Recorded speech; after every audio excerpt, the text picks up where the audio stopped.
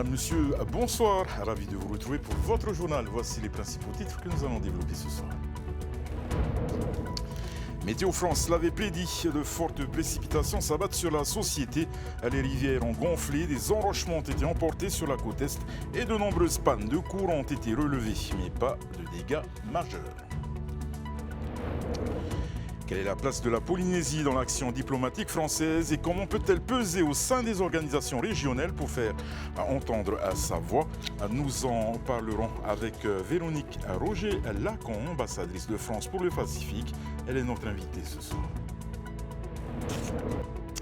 C'est une discipline en plein essor en métropole et elle a gagné les écoles de danse du Fénois. Le charme de la danse talent a fait de plus en plus d'adeptes à Tahiti. Nous avons fait le tour des cours consacrés à cette discipline.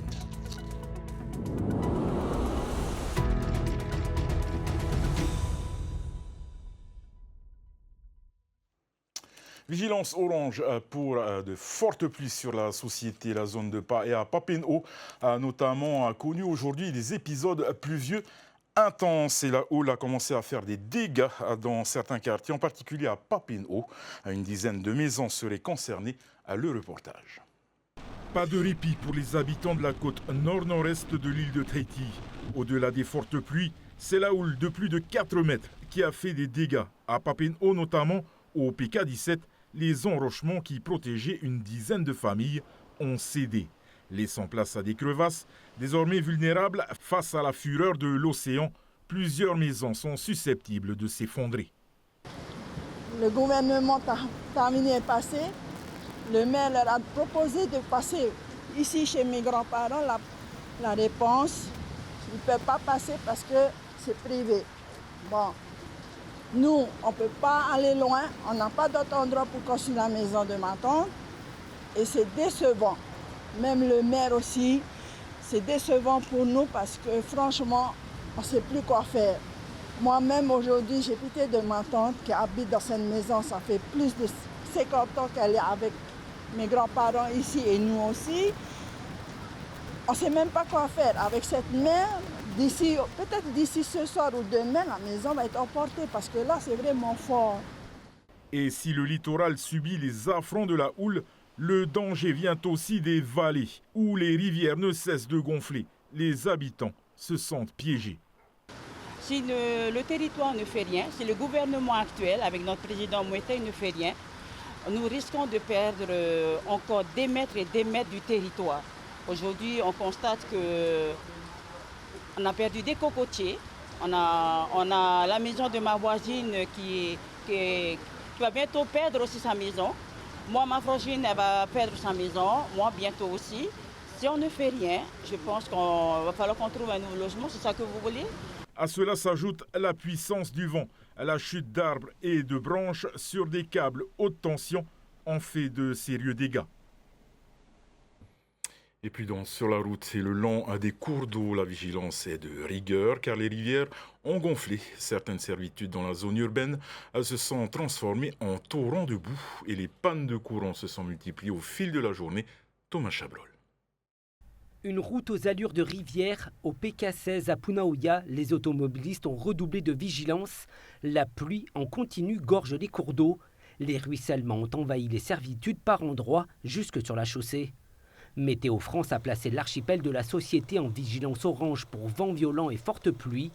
À Pirée, dans les vallées qui ont déjà connu des catastrophes, les rivières se sont gonflées et leur débit s'est accéléré tout au long de la journée, comme ici à la Nawata. Le niveau du cours d'eau est encore loin de déborder, mais les riverains sont restés aux aguets dans le quartier. À Papeete, du côté de Whareute, le niveau de la Papeava a atteint un seuil critique. Si la pluie ne cesse pas, la rivière pourrait déborder. Les sapeurs-pompiers de la capitale veillent au grain. Dans la zone industrielle, l'eau a du mal à s'évacuer. Des tronçons de route ont été interdits à la circulation. À Pirée, même constat avec la rivière de la Fatawa. Le débit et le volume du cours d'eau se sont amplifiés, laissant craindre des inondations. D'autant que de forts cumuls de précipitations sont attendus pendant la nuit. À Moorea, il est déjà tombé en 3 heures 65 litres d'eau à Popo. Sur la côte est de Tahiti, là où les vents n'ont pas épargné le littoral, des arbres se sont arrachés et la mer a rejeté des déchets et des gravats sur la route. À Tahiti, 2 équipes de EDT travaillent en continu pour rétablir le courant tant sur la côte est que sur la côte ouest. Des câbles électriques ont été endommagés par des chutes de branches. Une 50aine de coupures ont été enregistrées dans la journée. Le pire a été évité ce matin dans le quartier de la Mission sur les coups de 7h30. Les pompiers de Papeete ont été mobilisés pour un feu de câble électrique à l'extérieur d'une maison. Pour limiter les risques d'incendie, 2 équipes ont été mobilisées sur place. Pour maîtriser le sinistre, le courant a été coupé dans tout le quartier. Pas de dégâts signalés ni de blessés. L'origine du feu n'avait pas encore pu être déterminée. Et de la technologie et de l'innovation dans nos lagons. Une start-up créée par un ancien chercheur propose de surveiller la santé des océans en plaçant des capteurs sur les mollusques. Manon l'a contacté pour votre rubrique La Tech Zone.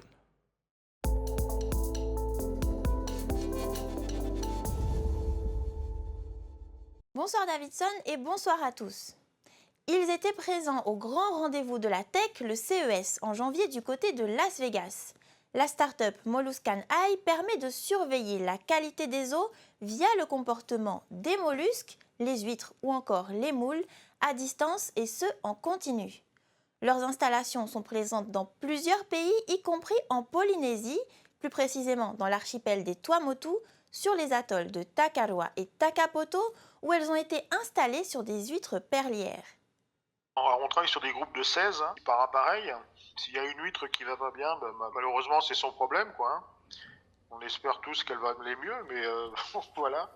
Maintenant, s'il y a une grosse partie du groupe qui ne va pas bien, et si ça démarre en même temps, ou à peu près en même temps, ça veut dire qu'il y a quelque chose qui a changé dans la qualité de l'eau. Donc on ne regarde plus la qualité de l'eau à travers sa composition chimique en premier abord, mais on regarde la qualité de l'eau à travers l'œil de mollusques, l'œil d'animaux qui vivent sur le terrain. Il y a une première carte électronique qui est à côté de ces animaux, qui collecte les informations. Et puis, il y a une deuxième carte qui est en surface, sur une bouée équipée avec un panneau solaire. Et cette deuxième carte va communiquer avec nous par la téléphonie mobile. Et le gros intérêt par rapport au prélèvement chimique, à un suivi chimique traditionnel, c'est que là, on a des animaux qui vont travailler 24 heures sur 24, 7 jours sur 7, ce qu'aucun homme ne peut faire. Aucun homme ne peut aller faire des prélèvements comme ça sans arrêt. Les installations de Molluscan ont été mises en place à la demande du pays, car la Polynésie surveille de près ses lagons. Depuis 2016, un réseau d'observation a même été mis en place, car la pollution est réelle. Au Tuamotu notamment, les activités de perliculture produisent de nombreux déchets, y compris des déchets plastiques. Un des buts en fait sur Takarua, c'est que c'est un atoll qui est tombé malade il y a une vingtaine d'années, qui est en train de récupérer, et on regarde comment il récupère. Et puis sur Takapoto, un autre but, c'est le contraire. Bon, en fait, il y a très longtemps, il est tombé malade, il s'est bien remis, mais là, il est à nouveau très très chargé. Donc il faut le surveiller. Chercheur à la retraite, Jean-Charles Mosubo a développé la technologie à l'origine de son projet il y a déjà plusieurs années. Aujourd'hui, à la tête d'une start-up de seulement 3 employés, il espère bien faire grossir sa structure afin d'aider à la préservation des océans. Si vous souhaitez en savoir plus sur ce sujet, rendez-vous sur notre site internet d'actualité TNTV News. Je vous dis à la semaine prochaine. Elle est passée par l'ONU ou le Quai d'Orsay avant d'être nommée représentante permanente de la France auprès de la communauté du Pacifique et du programme régional océanien de l'environnement. Véronique Lacon, Roger Lacon, bonsoir. Bonsoir. Alors vous êtes donc ambassadrice pour le Pacifique et vous êtes basée chez nos voisins calédoniens à Nouméa. C'est une première pour une fonction comme la vôtre? Oui, la communauté du Pacifique existe depuis 1947. Tous les ambassadeurs de France auprès de la communauté du Pacifique étaient basés à Paris. Il y a à Paris 3 ambassadeurs de bassin, un ambassadeur pour l'Atlantique, un pour l'océan Indien et un pour le Pacifique. Et c'est la première fois que l'ambassadeur pour le Pacifique est basé dans le Pacifique.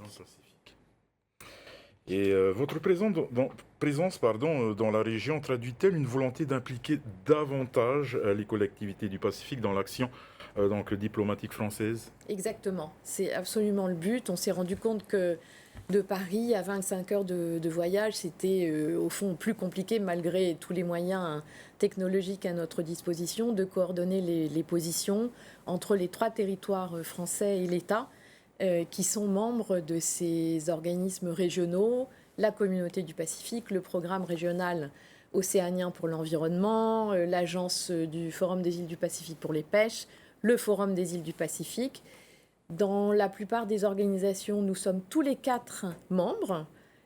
Donc en gros, chacun a son micro et sa pancarte. Au Forum des îles du Pacifique, les 2 territoires, Nouvelle-Calédonie et Polynésie française, sont membres. Le Wallis et Futuna sont observateurs. Et nous, l'État, nous sommes partenaires de dialogue. Donc l'idée, c'est vraiment de faire de ces 4 délégations un avantage, une force, et surtout pour l'État d'apporter toute la force de sa diplomatie traditionnelle à l'avantage des territoires et de la politique extérieure des territoires, sachant que les relations extérieures sont une compétence partagée entre l'État et le pays pour la Polynésie et le gouvernement de Nouvelle-Calédonie. Vous êtes justement ambassadrice de France dans le Pacifique, mais concrètement, qu'est-ce que vous pouvez apporter à la Polynésie? Alors, pour la Polynésie, il y a, en réalité, c'est pour la Polynésie autant que pour la Nouvelle-Calédonie et Wallis et Futuna. C'est faire de sorte que cet engagement de la France dans le Pacifique, à travers ses moyens économiques, ses moyens diplomatiques et juridiques, ses moyens de développement, d'assistance humanitaire, soit au service concret de ce que aussi les collectivités du Pacifique veulent apporter aux autres États du Pacifique, parce que soyons clairs, les territoires français du Pacifique sont assez souvent beaucoup mieux dotés de beaucoup de manières et avec beaucoup de moyens que les petits États insulaires du Pacifique. Donc c'est apporter à travers le pays, comme vous dites ici, le gouvernement de Nouvelle-Calédonie, des axes de coopération avec les autres États. Et vice-versa, on voudrait faire bénéficier à la Polynésie, à la Nouvelle-Calédonie, à Wallis et Futuna, de tout ce que possèdent, de tout ce qu'ont comme culture, comme savoir-faire les autres États insulaires du Pacifique.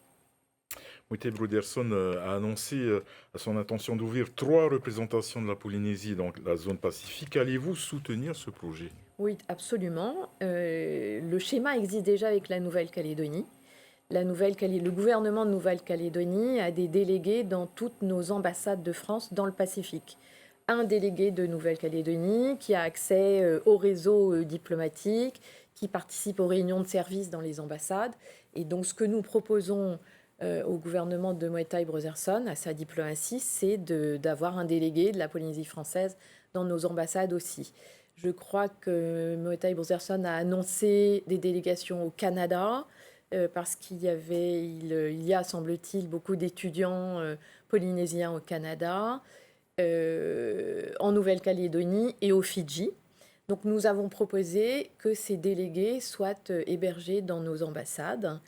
Et peut-être, pour la petite histoire, après tout, peut-être qu'en Nouvelle-Calédonie, c'est moi qui irai dans les bureaux de la Polynésie française. Et quels seront pour vous donc les dossiers secteurs prioritaires cette année pour vous, pour le comité? Alors les secteurs prioritaires, la priorité, c'est vraiment de travailler ensemble. Parce qu'avec la distance, avec le Covid, avec les différentes discussions institutionnelles sur les avenirs institutionnels et politiques des territoires, les liens se sont peut-être un petit peu distendus. Et je constate depuis que je suis arrivée au mois d'octobre que le contact réunit, et que rien de tel que de discuter des sujets et d'avoir des projets communs. Donc mon objectif, c'est d'avoir le plus possible de propositions communes, les 4 délégations ensemble, dans toutes les organisations. Nous commencerons par proposer la création d'un fonds pour l'audiovisuel à la communauté du Pacifique, en nous basant sur l'expérience du FIFO. Vous venez de célébrer la 21e session du FIFO. Les prix ont été distribués hier. C'est une expérience qui est absolument au crédit de la Polynésie française et de la Nouvelle-Calédonie. Les deux fondateurs, Wallace Cotra et Remoana, il me pardonnera, je ne suis pas capable de prononcer son nom, mais l'ex-ministre de la Culture et de l'Environnement ont créé ce FIFO et brassent des projets communs de tous les États du Pacifique. C'est formidable. C'est une culture commune du Pacifique qui doit être préservée, protégée, promue, qui ne l'est pas forcément en ce moment, et c'est ce que le FIFO arrive à faire. Comme dit Wallace Cotra, on parle beaucoup du dérèglement climatique, de la disparition physique des îles, de Tuvalu. On a entendu parler de cet accord Falepili entre Tuvalu et l'Australie. Ça a fait couler beaucoup d'encre et beaucoup de commentaires. Et l'idée, c'est de montrer que la culture du Pacifique, la culture océanienne, peut être en train de disparaître. En Calédonie, on a par exemple 27 langues, de véritables langues, dont 3 n'ont plus que 10 locuteurs. On doit se poser des questions. On voit bien, par exemple, le tatouage marquisien qui est revenu à l'ordre du jour parce que des marquisiens se sont mis sur le devant de la scène pour cultiver cette pratique ancestrale. Le Tahiti va vouloir proposer la candidature du Ori Tahiti au patrimoine immatériel. Et donc, créer à la communauté du Pacifique un fonds pour le soutien à l'audiovisuel océanien, ce sera un projet de nos 4 délégations. Et si nous sommes ensemble, nous aurons plus de force pour aller convaincre Australiens, Américains, Néo-Zélandais, Britanniques et tous les États du Pacifique de la création de ce fonds. On sait déjà combien sera doté ce fonds ? Non, on sait que, comme comparaison, nous avons donné un certain montant au FIFO pour son financement depuis sa création. Et nous avons un fonds, la France a un fonds qui s'appelle le Fonds Pacifique, qui est doté de 2,5 millions d'euros par an et qui vise à contribuer à l'insertion régionale des territoires français dans le Pacifique, dans leur environnement. Et donc, on élabore des projets régionaux. Donc, la jauge, c'est ça, c'est 2,5 millions et on espère qu'avec les contributions des autres, on pourra avoir plus. Et on attendra aussi des contributions de la Polynésie française et de la Nouvelle-Calédonie parce qu'ils ont leur propre budget, puisqu'ils ont leur autonomie, notamment financière, et que c'est une proposition commune. Ce n'est pas l'État français seulement qui financera ce projet, c'est vraiment quelque chose de conjoint. Merci beaucoup, Madame Véronique Rouget-Lacan, d'avoir donc répondu à notre invitation. Merci à vous. Urbain, cabaret ou modern jazz, après avoir conquis l'Hexagone, le Hills ou la danse talent à la côte en Polynésie. Plusieurs écoles de la place ont lancé à des cours de ce qui est devenu en quelques années une discipline artistique à part entière. Esther Cugno, à Thomas Chabrol et Nicolas Pérez. 3 salles, 3 styles, un point commun, le port de talons. Des talons hauts de 8 à 10 cm qui élancent, mais qui implique un certain travail d'équilibre. C'est un peu contre-intuitif. On n'a pas forcément l'habitude de marcher en talons, mais comme je dis tout le temps, moi j'en mets jamais dans la vraie vie. Et pour autant, je danse avec 3 fois par semaine. Avant d'enfiler les talons, un échauffement s'impose, suivi de diagonales pour travailler le pas et l'allure. Dans ce cours de Hills urbain, on se déhanche sur du dancehall et du hip-hop. Un style qui s'inspire de Yanis Marshall, le maître de la discipline. C'est lui qui a popularisé le Hills dans les années 2010. Mais dans ce cours, on veut s'affranchir des codes techniques attribués au classique ou au modern jazz. On n'est pas du tout sur des choses très strictes, donc on est sur quelque chose de fun. Et puis voilà, prendre du plaisir en talons, quoi. Voilà. Un plaisir partagé par les élèves. Quand on marche, il y a beaucoup de grâce et tout, et en même temps, des fois, c'est très énergique. Donc ça peut être très impressionnant et je trouve que ça change de toutes les disciplines qu'on connaît aujourd'hui. Au rang des élèves, on retrouve Anne Cornette de Saint-Cyr qui propose elle-même une variante tout aussi cotée par les femmes, le jazz cabaret. Fraîchement diplômée de l'École nationale de cabaret, elle s'adresse surtout aux femmes en quête de féminité et de confiance en soi. Le plus dur, c'est d'apprendre à marcher parce qu'il y a un déhanchement un peu particulier. Donc on fait des marches lentes au départ et ensuite plus c'est rapide, plus c'est facile. Et après on fait une petite chorégraphie et voilà. Et le but vraiment c'est que les femmes se sentent à l'aise avec leur corps et qu'on passe un bon moment entre femmes.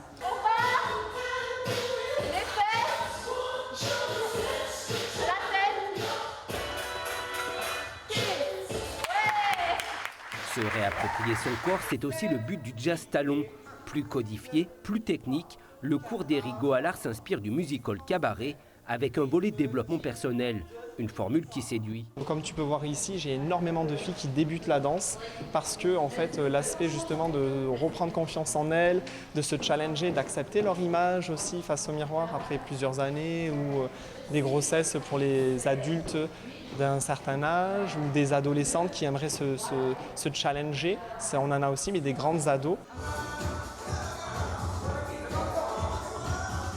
Devant le succès de la discipline, Éric a dû décliner son cours en différents niveaux, du niveau débutant adulte au niveau avancé. Je dirais que dans la majorité des filles que j'ai, à 80%, ce sont que des débutantes. Les 20%, c'est des filles qui dansent déjà avec moi en jazz, qui prennent les cours techniques et qui, elles, du coup, font des chorés très jazzy cabaret. Les autres, ça va être vraiment des chorés où on développe l'élégance. Et ça permet vraiment de voir des filles éclore, hein, même au sein de leur famille ou de leur couple, d'apprendre à se faire plaisir. Premier à lancer les cours de talon au Fénois il y a 5 ans, il regarde avec une certaine satisfaction l'essor de la discipline. Et nous reprenons la route de Dubaï où l'échéance se rapproche pour la sélection tahitienne de beach soccer. Aleti Kitoa enchaîne donc les entraînements et se familiarise avec le sable, souvent différent d'un continent à l'autre. Celui présent à Dubaï est un sable synthétique fabriqué en usine. Les grains de sable sont très fins et réguliers et avec peu de densité. Conséquence, le jeu est encore plus difficile, comme nous l'explique Tamatoa Tetawira au micro d'Olivier Huc. Hâte que cette Coupe du Monde commence. Comme j'ai toujours dit, la préparation c'est bien, mais c'est mieux de jouer les matchs. Donc on a fait 3 semaines au Brésil de préparation physique intense. Là on peaufine avec l'habituation du sable, où c'est pas un sable comme chez nous à Tahiti, c'est un sable qui a été fabriqué juste pour cette Coupe du Monde. Maintenant on essaye de s'adapter à ce sable et puis pour pouvoir faire de bons matchs qui arrivent le 15 février. Oui, physiquement on est prêt, maintenant tactiquement on essaye de faire de nouvelles combinaisons pour que les équipes qu'on rencontre ne nous attendent pas comme d'habitude. Et puis ouais, je pense que ça va le faire et puis j'ai confiance et tout le monde a confiance. Voilà. Et demain, les Tikitois joueront leur dernier match de préparation contre le Mexique. Voilà, nous arrivons au terme de notre édition de ce soir. Au nom de toute l'équipe qui a préparé ce journal, merci de nous faire confiance. Je vous donne rendez-vous demain, même heure. Excellente soirée sur Tahiti Nuit Télévision. Retrouvez ce journal en replay sur notre site internet et notre application mobile TNTV.